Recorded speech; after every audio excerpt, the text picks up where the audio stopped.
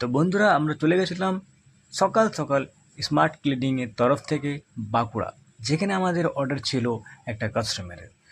তিনি মালদা থেকে এসেছিলেন এবং মালদা থেকে ওনার বাড়িটাকে ক্লিনিং করতে হতো। তো আমাদের টিম সকাল সকাল বেরিয়ে পড়েছে বাঁকুড়ার উদ্দেশ্যে।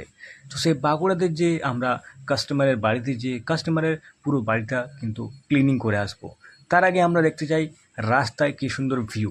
বাঁকুড়া যাবার সময় রাস্তায় যে ভিউ, উফ, তুমি দেখে বুঝতে পারবে। তো আমরা ফাইনালি কাস্টমারের বাড়ি পৌঁছে গেলাম। তো বাড়িতে ঢুকে আমরা সবার প্রথমে ভিডিও করে নিলাম বাড়িটার প্রথমে কী অবস্থায় ছিল। তো বাড়িটা আপনারা দেখতেই পাচ্ছেন চারিদিকে কত ডাস্ট, নোংরা এবং ময়লাতে ভর্তি। তো আমাদের টিম কিন্তু এবারে কাজে লেগে পড়বে এবং বাড়িটাকে সম্পূর্ণভাবে পরিষ্কার এবং ডিপ ক্লিনিং করে তুলবে। তো দেখতে পাচ্ছ এখানে আমাদের কিন্তু পুরো বাড়িটা কেমন অতদিন বন্ধ থাকায় টোটালি কিন্তু নোংরা পড়ে আছে। তো এটা হচ্ছে একটা কাস্টমারের রিসেল হওয়া বাড়ি। তিনি এটা কিনেছেন এবং আমরা এটাকে ডিপ ক্লিনিং করে দেব। তো বন্ধুরা, ডিপ ক্লিনিং শুরু করার কাজ কিন্তু আমাদের চলছে এবং দেখতে পাচ্ছ এখানে কিন্তু আমার একটা স্টাফ এখানে ফ্যানটাকে কিন্তু কত সুন্দর করে কিন্তু পরিষ্কার করছে। যদি তোমাদের বাড়িতেও কিন্তু এরকম যদি ফ্যান নোংরা বা ময়লায় পড়ে থাকে, তোমরা যদি পরিষ্কার করাতে চাও আমাদের সাথে কিন্তু যোগাযোগ করতে পারো।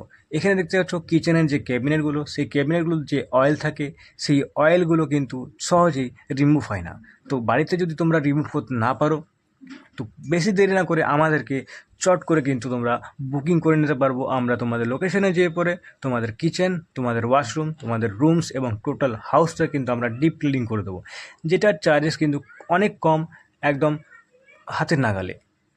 তো তারপর আমাদের এখানে যে ফ্লোরের নোংরা দেখতে পাচ্ছ এবং গ্লাসের মধ্যে যে চ্যানেলগুলো থাকে সেই চ্যানেলগুলো কিন্তু এখানে ক্লিনিং করা হচ্ছে ভ্যাকিউমের সাহায্যে এবং সমস্ত নোংরাটাই কিন্তু এখান থেকে বেরিয়ে যাবে।